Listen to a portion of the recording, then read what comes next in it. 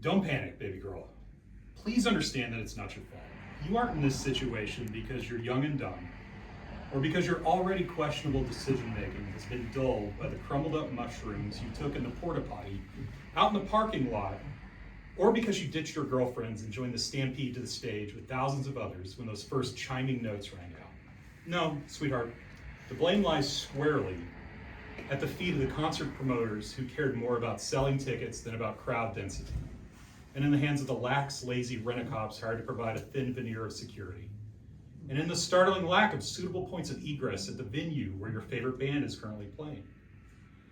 Yes, you did miss a golden opportunity to escape this chafing squeeze of sweaty bodies when that loudmouth group of college boys behind you abruptly quit taking turns groping your ass to make a group trip to the restroom 5 minutes before the show started. Chad, Brad, Craig, and Greg would have served as an effective phalanx, a four-headed, backwards-capped plow that could have helped you tunnel out of this heaving mass of hips and shoulders. But it's too late for all that. You have melted, little snowflake, and now you're but one drop of water in the turgid, curdled human ocean. Your main goal right now should be to stay upright. Losing your balance in a crowd this thick is how people get trampled, crushed, asphyxiated. Besides, do you really want the last thing you ever see to be a dense thicket of Vans and Doc Martens? Of course not. So hold your fists up in a boxing stance so that your rib cage doesn't get crushed.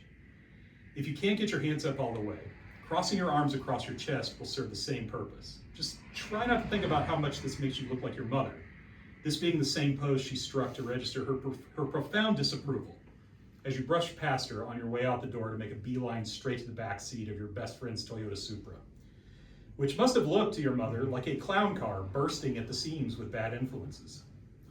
Well, joke's on you, Mom, because right now those bad influences are probably chasing each other around the unoccupied seats in the venue's upper deck, or being shaken down for $10 water bottles and $20 glow sticks at the merch tables in the concourse.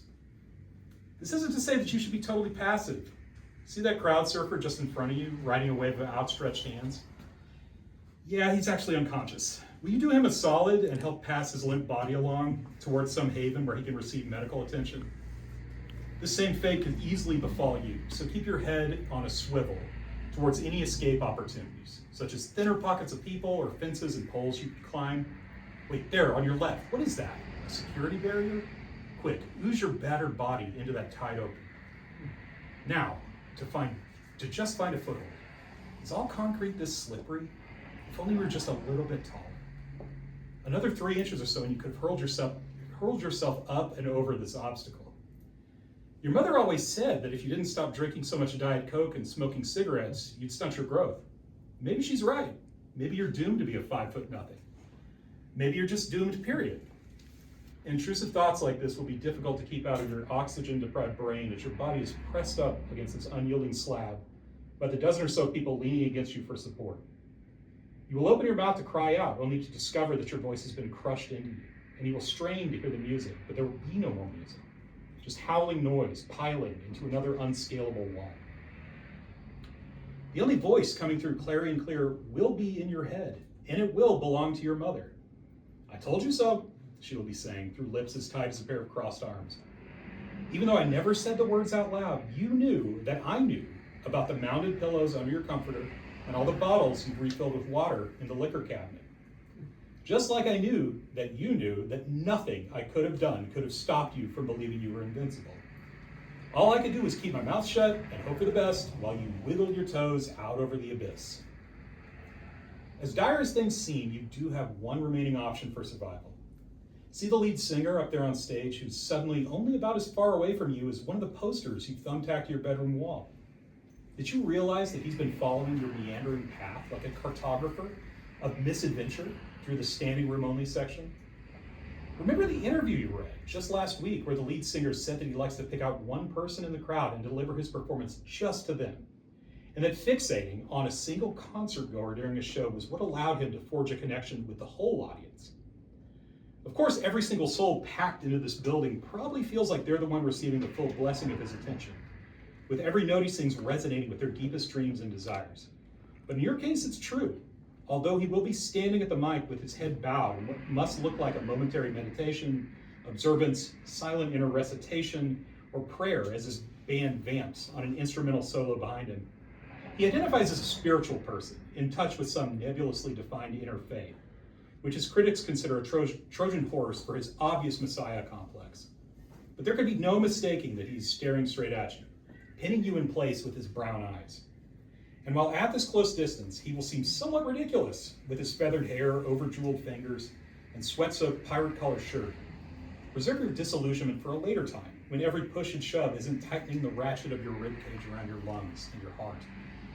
Arrange your facial features into a rictus of suffering.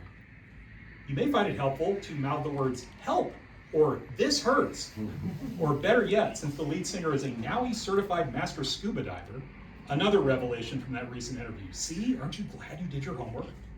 Wrench one of your hands free and flash the international signal for low on air by making a fist, bringing it up to chest level, and giving a thumbs up.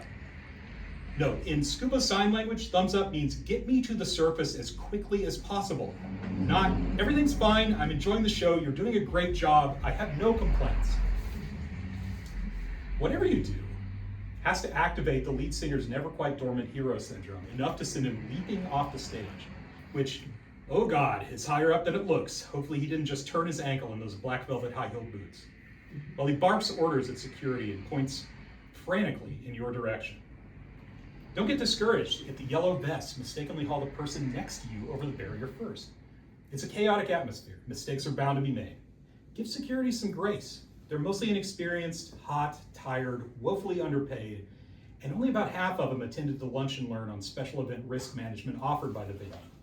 Although you can trust, after today's events, this training will be required and no exceptions. Eventually one of them, or perhaps more, it'll be difficult to tell, will work their way over to you. Slide their rough hands under your armpits and haul you upward, the same way your mother used to yank you out of the McDonald's ball pit when you were smaller. And not a moment too soon, because by now the blurriness will descend over your eyes like a heavy curtain, and your feet will fall fully asleep. But your body will be covered in hands, passing you on, palming you off, whisking you away. Then one by one, all those hands will tumble from you until there's just a single pair, with one set of 5 fingers suctioned to your right shoulder and another 5 woven loosely among the limp, clammy digits of your own left hand.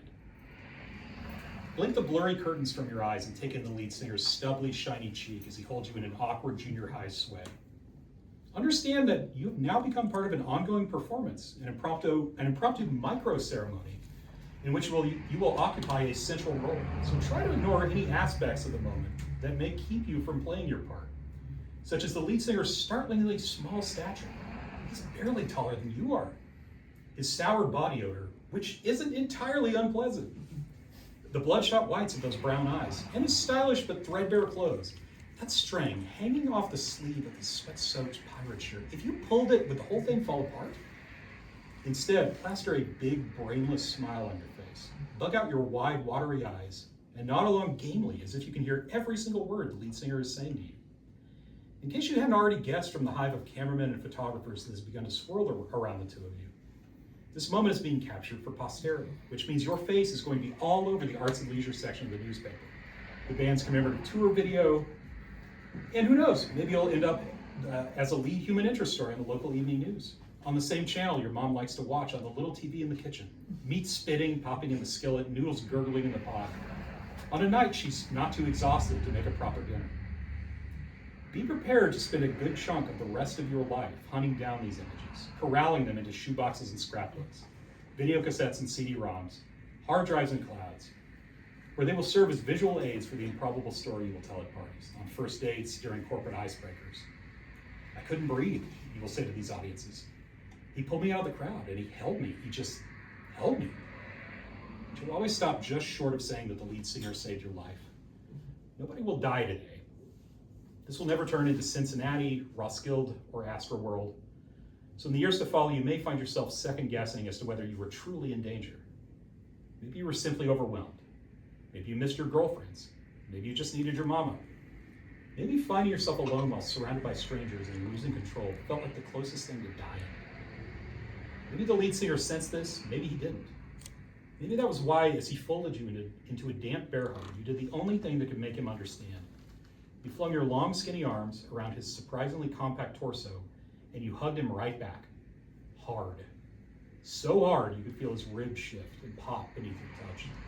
So hard his sweat-soaked shirt seemed like it might tear away like tissue paper.